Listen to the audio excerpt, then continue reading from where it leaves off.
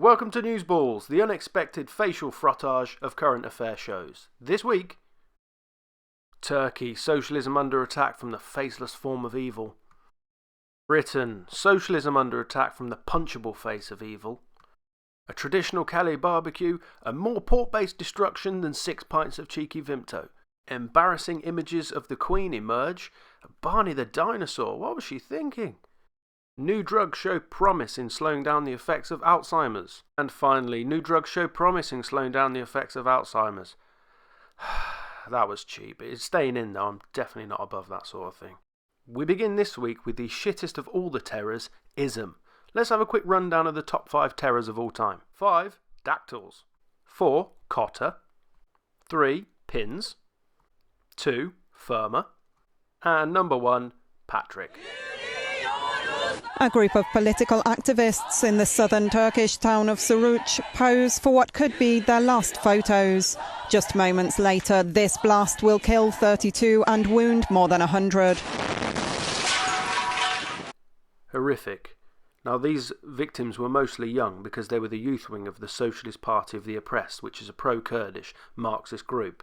They were on their way to the Kurdish town of Kobani in northern Syria to rebuild a children's playground and daycare centre that's been destroyed by the current ongoing conflict. Now, Islamic State have claimed responsibility for this attack, and on the surface it would seem that it's an escalation between Islamic State extremists and Turkey's military. However, the co-leader of the pro-Kurdish HDP party was sceptical.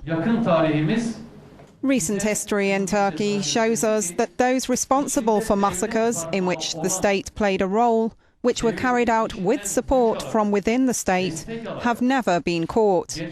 Our recent history is full of numerous examples of this. Oh boy, this situation's harder to understand than Chinese algebra. For more than 30 years, the Turkish government has been backing groups like the PKK, officially designated as a terrorist organisation. They're an insurgency group that demands separation from Turkey and the creation of an independent Kurdistani nation. Now, Kurdish people and militant groups also occupy parts of Iraq, Afghanistan and Syria, all the up-and-coming areas. Now, Turkey turned their back on the Assad regime in Syria and has actually trained and sheltered rebels of the Free Syrian Army that are trying to overthrow Assad. Syrian Kurds and other international critics have accused Turkey of failing to engage Islamic State fighters in Syria. Now, there is evidence of that because this isn't the first bombing that's actually taken place on Turkish soil that's been committed by Islamic State fighters, yet there seems to be a lack of response from Turkey. One of the other ways they're accused of colluding with Islamic State is allowing easy passage for jihadists from around the world across their border with Syria. We'll have to leave that there because sadly I suspect we'll be coming back to Islamic State at some point in the future. Oh look, it's the ghost of Christmas twats. So let me make my position clear. I wouldn't want to win on an old-fashioned leftist platform. In other words, even if I thought it was the route to victory, I wouldn't take it. Not a ringing endorsement for the Labour Party leader candidate Jeremy Corbyn, but then again Tony Blair is more adverse to the left than Polo. We have to rebuild. But approached in the right way, this is an exciting and not a depressing challenge. So how do we do it? How about you bugger off? You're not driving the bus anymore. It is wrong, it is immoral, it is unnecessary that anyone should be sleeping on the streets of Britain. It wasn't meant to be like this. One man was, in order to widen out the Labour leadership debate, helped onto the ballot. Now he's dominated that debate. Private Labour polls leaked to the New Statesman magazine this week suggest Jeremy Corbyn's more of a serious contender than anybody ever imagined. This has backfired on the Labour Party. They thought they were just indulging him like your granddad at Christmas. Oh, go on then, you have that second glass of sherry. It's fine. Can you allow me to finish? Listen for a minute, if you don't mind. I have met Hamas in Lebanon and I've met Hezbollah. Oh, fuck. Auntie Jean, I need countdown and a mug of Ovaltine. Stat. It's all gone a bit one foot in a grave here. This is Jeremy Corbyn's manor. It's the constituency of Islington North. That is ripe Labour territory, a perfect blend of genuine urban poverty and bleeding heart liberals, sustainably sourced, organically farmed champagne drinking socialists. Corbyn has been the MP since 1983. He's so backbench, he's out by the gents. For others in the Labour Party, he is terrifyingly left-wing. He's just a bit too bearded and commie. The modern face of politics is, well, it's like this manscaped Blairite facsimile. There are no free hits in this leadership election. It's not just about who wins, it's the shakedown of the results. I've got nothing against Jeremy personally, but what I have got a problem with are his positioning and politics. I don't believe that is a politics that can win. Well, actually, Blairbot 3000, Corbyn is wanging around some 70s policies ideas that may be pretty popular. The renationalisation of the railway, a higher tax on the richest 1%, the scrapping of nuclear weapons, the introduction of rent controls, and the scrapping of university tuition fees. Also, the reintroduction of Watney's Party 7s, mutton chops, tie and dye, the 3-day week, and playfully creepy non-seriferic TV presenters. It's Calais. If Dover is Britain's gateway to Europe, then Calais is the dog piss-stained upturned sofa you have to carefully navigate your way around. Now, the French are usually pretty good at civil disobedience. It's difficult to imagine the way the police are going to be able to remove these stubborn protesters here. It looks like they're at a bit of an impasse, so this could go on for quite... well, that'll do it, yeah, tear gas to the face. Oh. The French port town of Calais has been blockaded by around 100 local ferry workers as part of a union strike.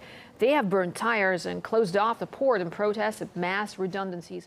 Redundancies? Oh, I'm not sure why. It seems to be busier than ever.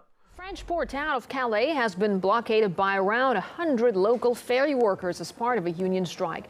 They have burned tires and closed off the port in protest at mass redundancies. Illegal migrants who have been camped out in Calais for months trying to reach the UK have reportedly used the situation to sneak onto trucks waiting to cross the channel. Well, let's now cross live to Polly Boyko, who has covered the situation in Calais extensively. Well, hi there, Polly. So do tell us what's happening in this French coastal town. Well, as a result of these unauthorised strikes by some of the workers there, the port of Calais has now been closed, and the British government has issued a statement to any Britons who might be there. They've said that there are large numbers of illegal migrants in and around Calais who may seek to enter the UK illegally, and they've said that although local police patrols have been reinforced, you should keep vehicle doors locked in slow-moving traffic and secure your vehicle when it's left unattended. These striking ferry workers are exacerbating things, but lorry drivers already know about illegal migrants boarding their vehicles. It's been happening for years. So why are they warning middle-class holidaymakers on their way back from the Dordogne? Are they afraid migrants will be brought back out of social embarrassment? The riot police have had to be drafted in to hold back some of these migrants from jumping into these trucks in broad daylight. There are two broad underlying issues in this story. The first is France doesn't really give much of a toss because they receive no money from Britain to help police the problem. They're like stewards at a football match. When there's a mass pitch invasion, there's a token effort to stop the first one or two, but then they just step aside and let nature take its course. And secondly is the ever-increasing size of the squatter camps and the conditions that the migrants are staying in. But why are they so keen to get to Britain? I think the government needs to launch a public information film to deter them. Migrants of the world, you're dreaming of a green and pleasant land, the cradle of modern civilization. Shakespeare, Newton, Darwin, Nelson, Brunel, Whittle, Austen, Blake, Churchill, and wistful memories of supremacy and valour. Gallipoli, the Somme, Rorke's Drift, Waterloo, tea with the Queen and scones in the afternoon over a game of croquet.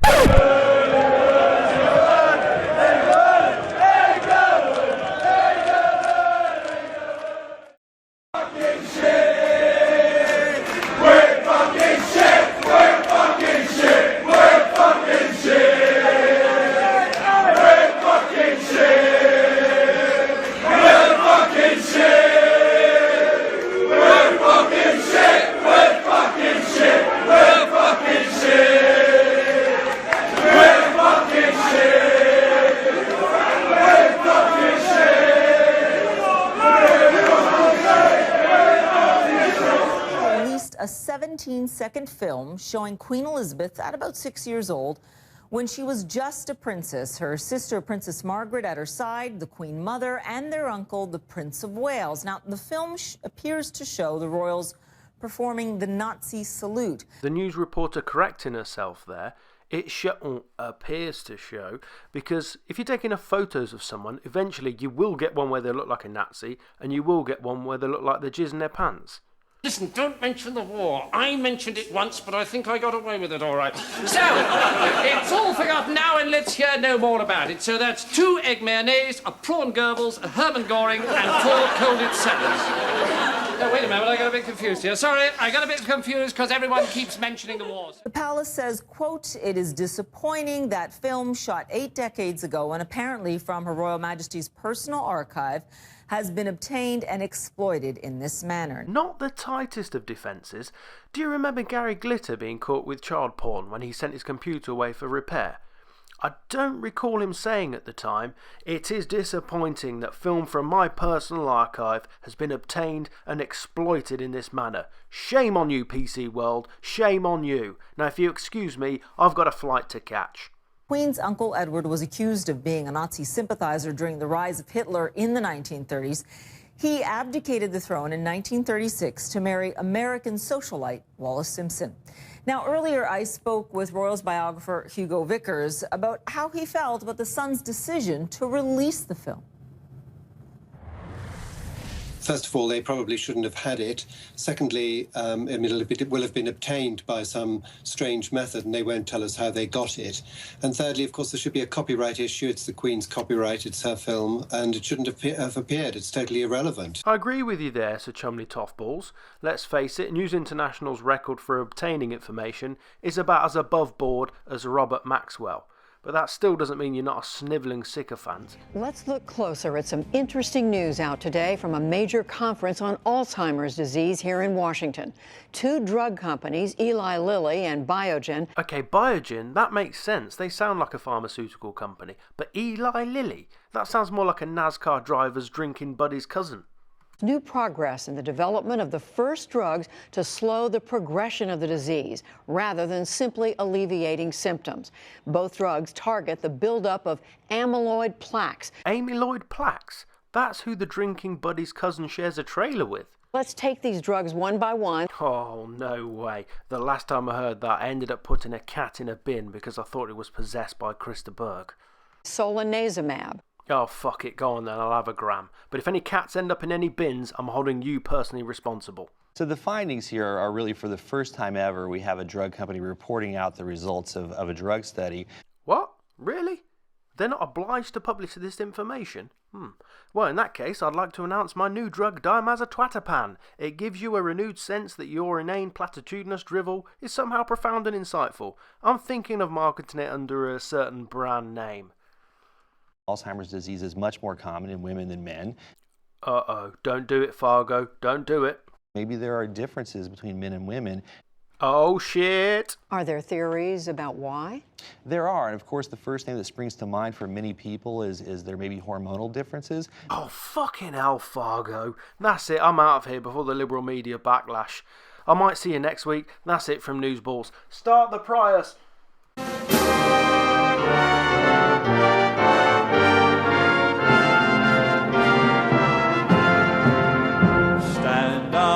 All victims of oppression, for the tyrants be your might. Don't cling so hard to your possession.